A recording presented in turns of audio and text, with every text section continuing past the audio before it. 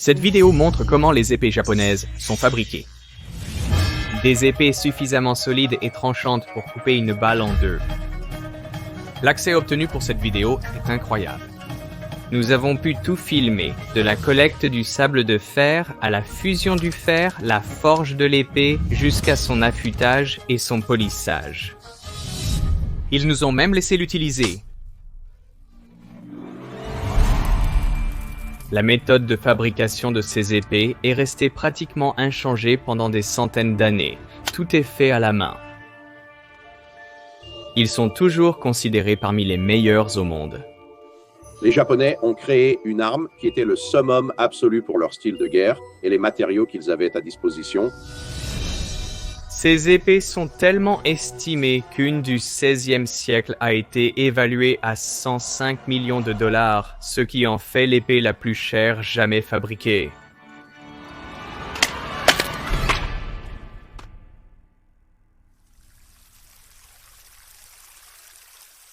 Dans la province de Shimane au Japon, il y a une fonderie qui n'est allumée qu'une seule nuit chaque année où l'acier est fabriqué de la même manière qu'il l'était il y a 1300 ans. C'est ce qu'on appelle la méthode Tatara et seul l'acier fabriqué de cette manière se retrouve dans les meilleures épées japonaises. Et nous avons été invités à venir filmer ça. Juste après 9 h du matin, les prières cérémoniales sont dites et le feu est allumé par un prêtre shinto. Tous ceux qui travailleront à la fonderie seront ici pendant au moins les 24 prochaines heures, y compris le producteur de Veritasium, Peter. Je suis engagé, on va le faire, ça va être amusant. La fabrication d'épées au Japon remonte à environ 3000 ans, mais à cette époque, les épées étaient faites de bronze. Nous ne sommes pas sûrs de la manière dont les gens ont appris à fondre le métal pour la première fois, mais cela était probablement lié à la poterie. En ce sens que vous utilisiez ces minerais rocheux pour fabriquer des vernis et autres pour la poterie dans des atmosphères très contrôlées, puis peut-être que les potiers ont trouvé des perles métalliques au fond des fours dans lesquels ils les cuisaient. Cela a pu leur donner l'idée.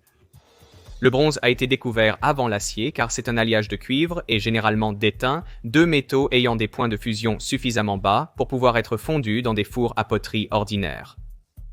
Le problème avec le bronze est que, bien qu'il puisse être aiguisé, il est trop mou pour conserver longtemps son tranchant. Ainsi, les fabricants d'épées japonais se sont tournés vers l'acier il y a 1200 ans, pendant l'époque de Heian. C'est ce que la plupart des gens reconnaîtraient comme une épée japonaise. Et les est faite d'acier avec une lame courbée. L'acier est un alliage de fer, le quatrième élément le plus courant dans la croûte terrestre. Les océans du monde étaient autrefois riches en fer dissous. Mais il y a 2,5 milliards d'années, les cyanobactéries ont commencé à faire de la photosynthèse et à créer de l'oxygène. Le fer a réagi avec cet oxygène, se précipitant hors de la solution pour être déposé au fond de l'océan. Par ailleurs, les cyanobactéries ont été empoisonnées par l'oxygène qu'elles ont elles-mêmes produit. On estime donc que lorsque les niveaux sont devenus trop élevés, elles ont disparu. En conséquence, les niveaux d'oxygène ont chuté et le fer ne se précipitait plus hors de la solution. Les cyanobactéries ont pu se multiplier à nouveau, répétant le cycle. C'est pourquoi la plupart du fer mondial se trouve dans des couches de roches sédimentaires appelées formations de fer rubané. Chaque couche de fer a été formée lors d'une floraison mondiale de cyanobactéries qui a infusé l'océan avec de l'oxygène. La majorité de l'approvisionnement mondial en fer provient de ces formations de fer rubané en raison de leur haute concentration en fer, jusqu'à environ 60% d'oxyde de fer en poids. Mais le Japon, avec sa géologie principalement volcanique, a très peu de ces oxydes de fer sédimentaires, et c'est probablement pourquoi le pays a tardé à entrer dans la production d'acier.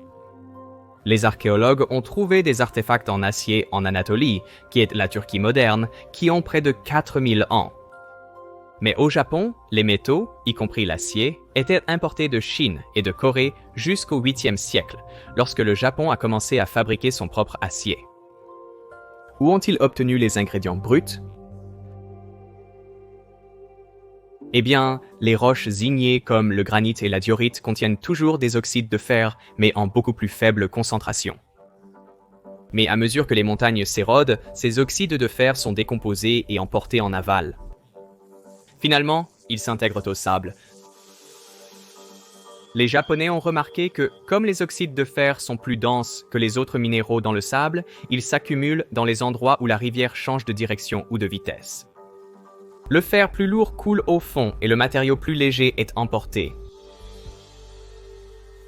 Pour amplifier cet effet, ils ont délibérément créé des déviations dans la rivière pour augmenter la concentration de fer. Vous barragez une portion de la rivière, puis vous extrayez le sable dedans parce que le fer est plus lourd que les autres parties du sable. C'est la chose qui reste et tout le reste est emporté en aval. Cette méthode permet d'obtenir des sables de fer avec 80% d'oxyde de fer en poids. C'est plus concentré que le minerai de fer de haute qualité. Et comme il contient moins d'impuretés, c'est une excellente matière première pour l'acier de haute qualité. Si vous chauffez ces oxydes de fer à plus de 1250 degrés Celsius, vous pouvez rompre les liaisons avec l'oxygène et obtenir du fer pur. Mais le fer pur est en réalité plus mou que le bronze, donc dans son état élémentaire, le fer n'offre aucun avantage. Mais la nature a donné aux humains un coup de chance. L'une des rares façons de chauffer quelque chose jusqu'à 1250 degrés est avec du charbon de bois. Et le charbon de bois est essentiellement du carbone pur. Et si vous ajoutez juste un peu de carbone au fer, cela crée un alliage incroyablement résistant, l'acier. Beaucoup de gens le voient comme un processus de chauffage. Je le vois comme un processus chimique. Les alliages sont généralement plus résistants que les métaux purs car ils contiennent des atomes de différentes tailles, et cela réduit la capacité des atomes à se glisser les uns sur les autres lorsqu'une force externe est appliquée. Donc on vient de me donner des gants, d'autres gants et une serviette. Les choses deviennent vraiment réelles. Je suis assez inquiet. Et voici la pièce avec tout le charbon que nous allons utiliser pendant la nuit. Il y a juste des sacs et des sacs de ce truc.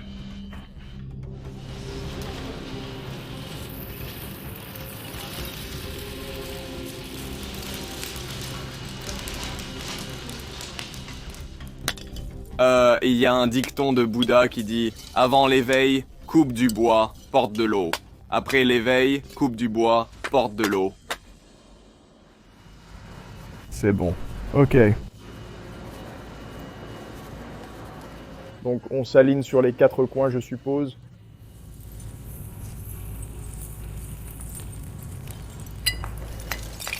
Oh mince, je n'avais pas fait du bon travail. La pluie arrive donc, nous sortons rapidement tout le charbon et ensuite nous le mesurons. Chaque sac de ceux-ci fait 10 kilos. Le sable de fer est mélangé avec de l'eau, parce que si vous ne le mélangez pas avec de l'eau et que vous le mettez sur le feu, il s'envole tout droit. Mais si vous le mélangez avec trop d'eau, alors il y a de l'eau qui va chauffer, elle va devenir de la vapeur d'eau et tout le four pourrait exploser. C'est terrifiant, ils le font au toucher. Ils mélangent suffisamment d'eau jusqu'à ce que le sable de fer soit grumeleux. Mais encore une fois, s'il y en a trop, tout pourrait exploser.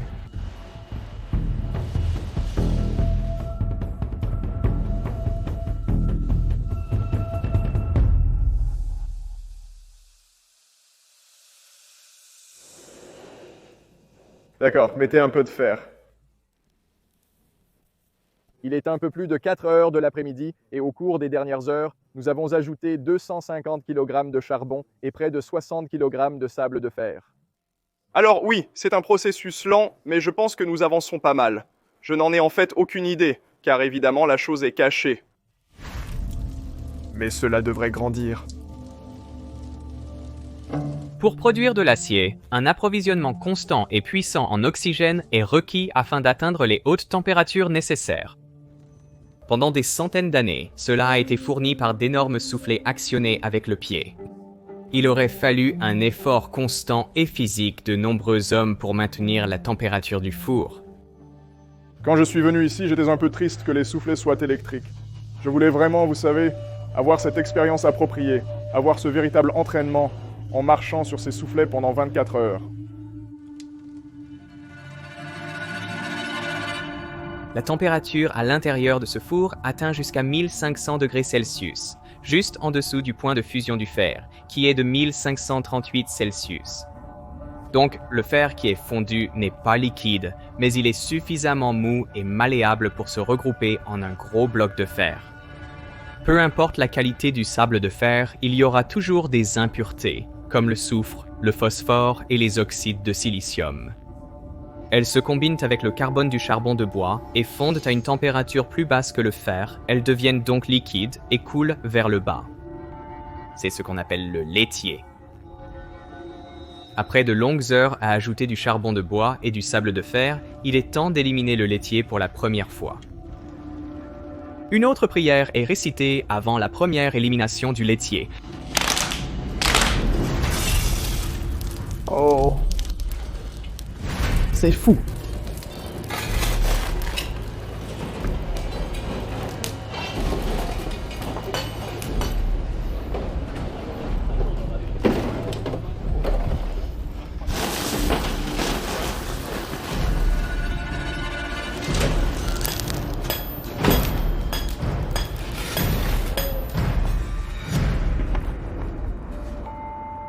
Ainsi, durant les 3 dernières heures, nous avons réalisé 3 processus.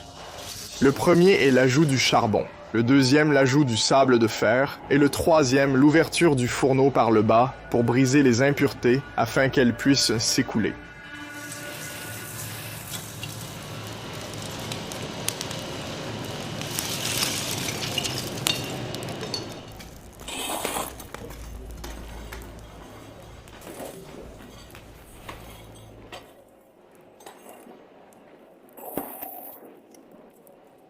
Ouais, je voulais juste que vous sachiez qu'il est 3h16 du matin et que je suis toujours là et que je suis vraiment fatigué.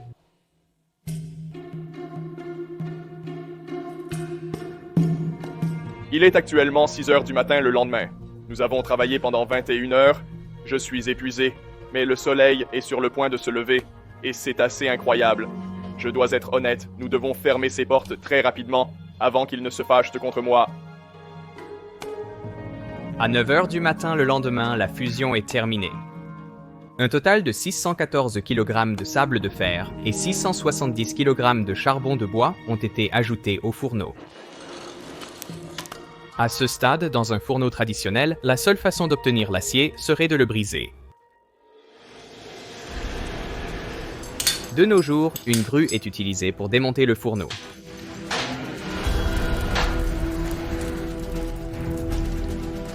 Et ce qui reste à montrer pour tout ce dur travail est un bloc d'acier, de fer et de scorie de 100 kg.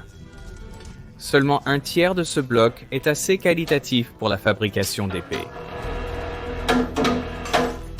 Oh, c'est fou. C'est tellement cool. Le fruit du labeur acharné.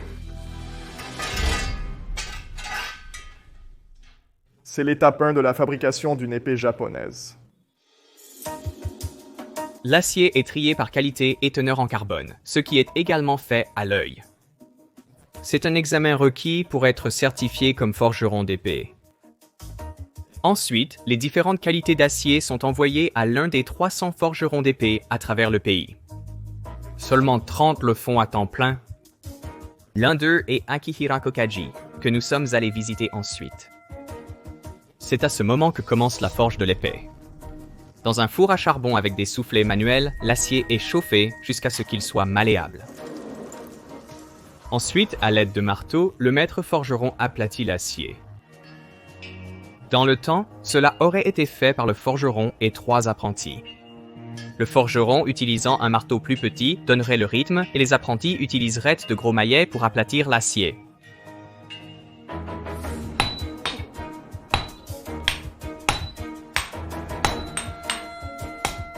Ouh, c'était terrifiant. Aujourd'hui, on utilise des marteaux électriques.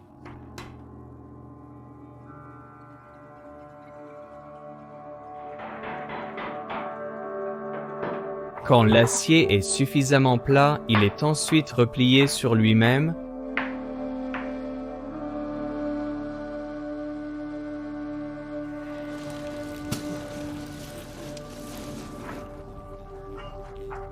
Et il est ensuite martelé à nouveau pour presser l'acier ensemble en un bloc solide. Alors pourquoi faire tous ces efforts, aplatir l'acier seulement pour le replier sur lui-même et finir avec un morceau d'acier de la même taille qu'avant? Eh bien, parce que le pliage fait deux choses très importantes. Premièrement, il répartit les impuretés comme le silicium, le soufre et le phosphore. Il les répartit dans tout l'acier. Cela assure une consistance uniforme sans aucun point faible. Deuxièmement, il donne à l'acier un grain. Après avoir plié l'épée, elle est maintenant renforcée dans la direction où elle sera frappée au combat. Et en bonus, l'acier est exposé à l'air, donc il y a une petite quantité d'oxydation, créant un acier de couleur plus foncée qui, lorsqu'il est plié, crée de magnifiques motifs. Il y a certaines épées qui ont plus d'1 milliard de couches. Cela ne signifie pas que l'épée a été pliée 1 milliard de fois, car chaque pli double le nombre de couches, donc vous n'avez besoin que d'environ 30 plis pour obtenir 1 milliard de couches. Mais généralement, une épée est pliée de 10 à 13 fois, ce qui donne quelques milliers de couches d'acier. Une lame n'est pas fabriquée à partir d'un seul bloc d'acier. Le taux de carbone affecte la dureté de l'acier, donc différents pourcentages de carbone sont utilisés dans différentes parties de la lame. Parce que les atomes de carbone sont beaucoup plus petits que les atomes de fer, ils peuvent s'intégrer dans le réseau cristallin du fer. Ces atomes de carbone piégés exercent ensuite une force vers l'extérieur sur le réseau, mettant l'acier sous contrainte. Plus le pourcentage de carbone est élevé, plus l'acier est dur et rigide. Mais cette dureté a un coût. L'acier devient fragile, le rendant plus susceptible de s'écailler et de se briser plutôt que de se plier. Les forgerons d'épées utilisent de l'acier avec différentes teneurs en carbone pour les différentes parties de la lame. Le tranchant est toujours en acier à haute teneur en carbone pour le rendre dur et rigide afin qu'il puisse maintenir un bord tranchant pendant longtemps. Mais la colonne vertébrale est généralement faite d'acier à faible teneur en carbone, ce qui permet à l'épée de fléchir sans se casser. Cela s'est réalisé en soudant ensemble des pièces d'acier avec différentes teneurs en carbone. Donc, nous avons environ une pause de 15 minutes parce qu'il faut un certain temps pour que le fer chauffe et se fonde ensemble, et ensuite, nous y retournons. Il fait très chaud. Il fait très très chaud là-dedans. C'est un incroyable. Qu'il puisse le faire 4 heures d'affilée. Après que l'épée soit forgée en forme, en une lame droite, elle est recouverte d'une couche d'argile, une couche épaisse pour le dos et une couche mince pour la lame elle-même. Elle est ensuite chauffée dans le four puis refroidie rapidement dans l'eau, un processus connu sous le nom de trempe. Comme les couches d'argile ont des épaisseurs différentes, le taux de refroidissement est plus rapide pour le tranchant que pour le dos. Lorsque l'acier est chauffé, le carbone pénètre dans le réseau de fer et comme le dos de l'épée est recouvert d'argile épaisse, il refroidira lentement, laissant le temps aux atomes de carbone de quitter la matrice de fer. Cela conduira à un acier à très faible teneur en carbone appelé ferrite, mais les atomes de carbone qui ont quitté la matrice seront capturés par d'autres atomes de fer et créeront un type d'acier connu sous le nom de cémentite. La combinaison de ferrite et de cémentite est connue sous le nom de perlite, et c'est une forme d'acier principalement mou et ductile, bien que certaines parties soient dures en raison de la cémentite. Ainsi, la perlite forme la colonne vertébrale de l'épée. En revanche, la très fine couche d'argile sur la lame signifie qu'elle refroidit très rapidement, donc plus de carbone est piégé dans le réseau. Cela force la structure du réseau à passer de cubique à tétragonale, créant une forme d'acier connue sous le nom de martensite. Comme le carbone piégé met le réseau sous tension, la martensite est incroyablement dure, exactement ce que vous voudriez pour le tranchant d'une épée. La structure tétragonale de la martensite prend plus d'espace, dilatant le tranchant par rapport à la colonne vertébrale, courbant l'épée vers l'arrière. La courbe emblématique d'un sabre de samouraï provient de la formation de martensite. Vous pouvez en fait voir la limite entre différents types d'acier, dans une épée finie par la différence de couleur. Ceci est connu sous le nom de hamon, qui signifie littéralement motif de bord. Et au musée Victoria and Albert à Londres, il y a une épée japonaise qui a un petit dragon très détaillé dans le hamon, et je l'ai regardé de nombreuses fois et je ne sais pas comment il a fait ça. environ un tiers de toutes les lames se brisent pendant le processus de trempe. Vous la trempez une fois et vous remerciez les étoiles d'y être parvenues. L'épée est ensuite replacée dans la forge pour évaporer toute l'eau restante. Cela fournit également un peu d'énergie pour desserrer certaines des structures cristallines, rendant l'épée moins fragile. Et c'est à peu près tout pour le processus de trempe d'une épée japonaise, ce qui pourrait suffire à détendre un peu les choses, mais ils ont gardé le tranchant beaucoup plus dur que ce que vous auriez à l'ouest. Une fois forgée, l'épée est envoyée à un polisseur. Le polissage et l'aiguisage d'une épée sont également effectués à la main avec des pierres humides de différentes rugosités. Il peut falloir 1 mois pour aiguiser et polir une seule épée. Une des choses que j'aime, c'est que cette table est en pente et tout le sol là-bas est en pente, donc quand vous ajoutez de l'eau, tous les résidus et toute l'eau s'écoulent en aval, donc ce n'est pas parfaitement plat. Parfois, les épées sont également gravées de beaux motifs, bien que cela soit assez rare. Et après tout cela, l'épée est terminée? Pour apprendre à utiliser une épée japonaise, Peter a pris une leçon avec un maître, Takara Takanashi. Il est l'étudiant de la 10e génération de Miyamoto Musashi, un samouraï légendaire. Musashi a tué son premier adversaire en combat singulier à l'âge de 13 ans. Il a passé le reste de sa vie à perfectionner son combat à l'épée, inventant une nouvelle technique avec 2 épées. Musashi a combattu dans plus de 60 duels à mort et il a remporté chacun d'entre eux. Il y a une histoire sur un duel qui a eu lieu pendant une tempête de neige. Alors qu'il faisait face à son adversaire, le katana tendu, Musashi était si calme et gardait son épée si immobile que les flocons de neige ont commencé à s'accumuler sur le tranchant fin de la lame. Donc pendant la leçon, je pensais que j'allais utiliser un katana. Mais au lieu de cela, nous avons passé tout le temps à apprendre comment sortir la lame de son fourreau et ensuite la remettre dedans. Et quand j'ai réellement eu la chance d'utiliser un katana pour trancher certaines choses, j'étais profondément mal préparé.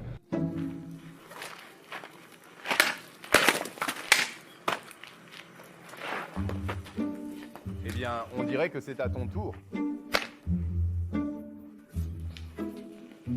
Voilà, cette journée a été incroyable. Nous avons regardé de magnifiques katanas, et maintenant ces merveilleuses personnes me laissent utiliser l'une de leurs œuvres d'art incroyablement belles pour couper certaines choses. Wow!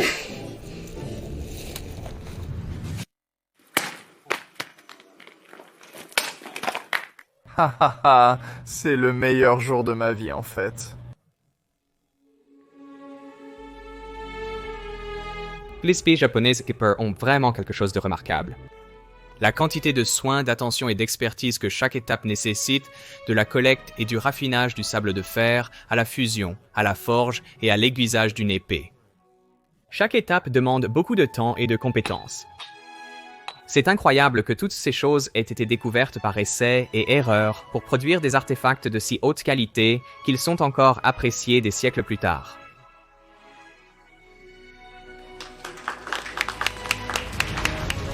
Avant de faire cette vidéo, je n'appréciais pas vraiment que les épées puissent être de l'art. Pour moi, c'est un bon rappel que toute tâche devrait être accomplie avec un grand soin, une attention aux détails et un amour pour l'artisanat. Faites cela assez de fois et vous pourriez bien créer quelque chose de beau.